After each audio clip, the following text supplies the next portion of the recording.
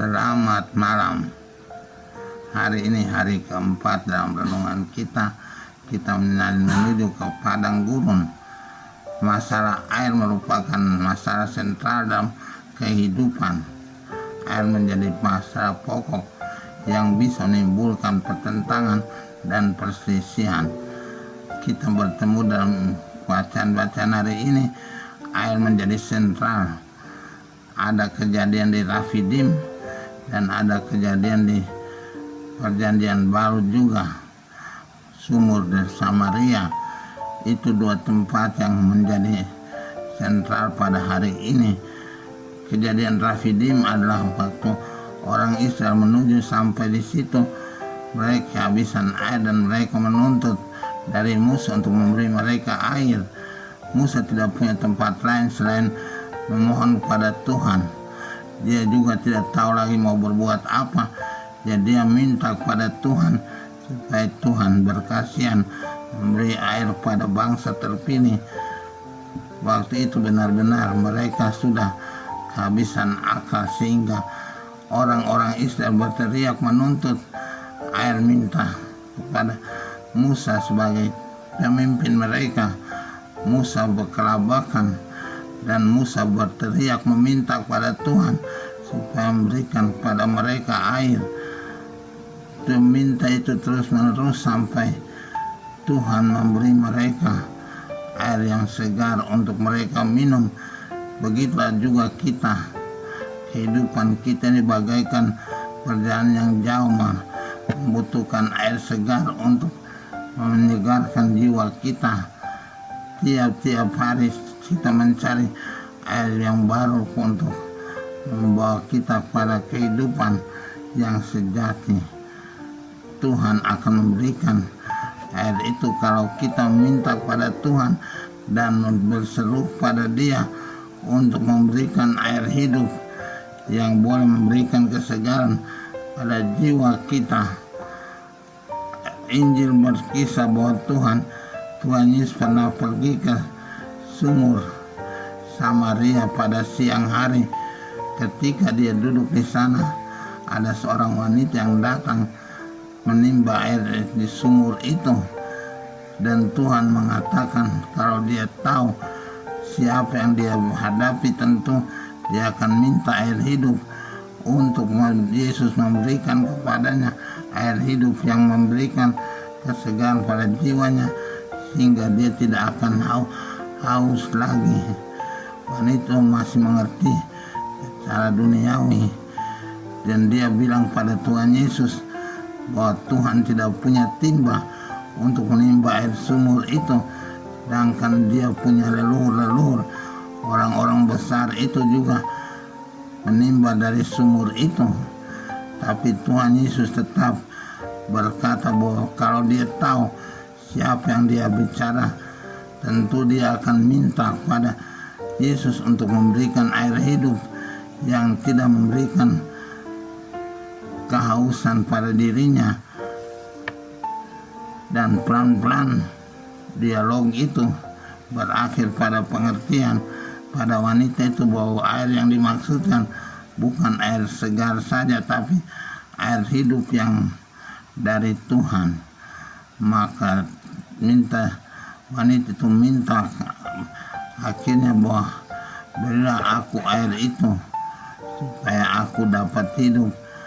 Dan Tuhan Yesus mengatakan segala sesuatu tentang wanita itu dalam perumpamaan pembicaraan mereka, sehingga wanita itu heran.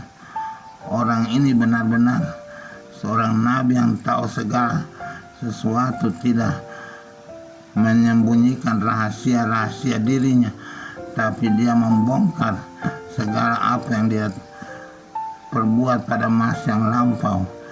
Sehingga wanita itu pergi kepada kaumnya di Samaria lalu menceritakan bahwa ada seorang yang berpengetahuan tentang dirinya, sehingga orang-orang Samaria dari kampung itu semua datang untuk mendengarkan Tuhan Yesus.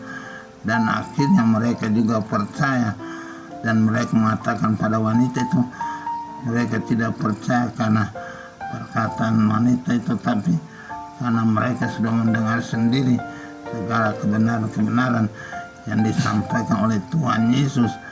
Ini merupakan bukti bahwa Yesus itu Tuhan, Allah yang besar, yang kuasa, yang maha tahu dan maha benar dalam kehidupan kita.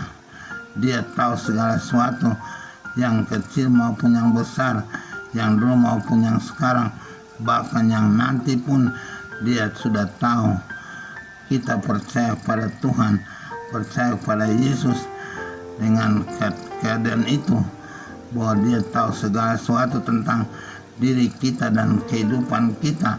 Tidak ada rahasia pada Tuhan, semuanya terbuka, semuanya merupakan pengetahuan yang tidak perlu dikatakan orang lain, tetapi Tuhan sendiri.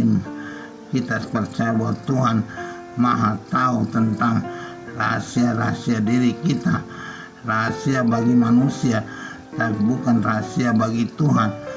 Tuhan bisa membongkar kehidupan kita dari dulu, dari sekarang sampai nanti. Tuhan maha besar dan maha tahu, maha kuasa dan maha pengasih dan pemurah. Maka kita perlu berserah pada Dia dan memohon belas kasihannya untuk kehidupan kita, terutama pada masa prapaskah, masa puasa ini. Kita mungkin masih menyembunyikan dosa-dosa kita, padahal Tuhan tahu segala sesuatu. Tuhan tahu kelemahan kita, Tuhan tahu kekuatan kita.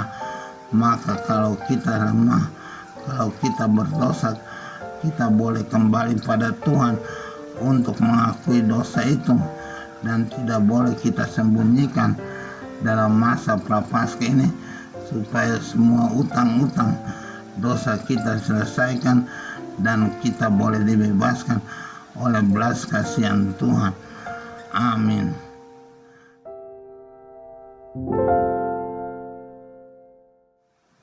Tuhan Bapa yang baik, kami percaya Engkau maha tahu.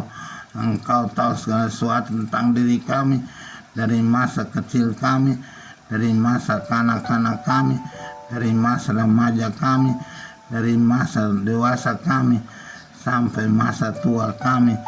Engkau tahu segalanya. Engkau tetap Tuhan yang maha baik bagi kami.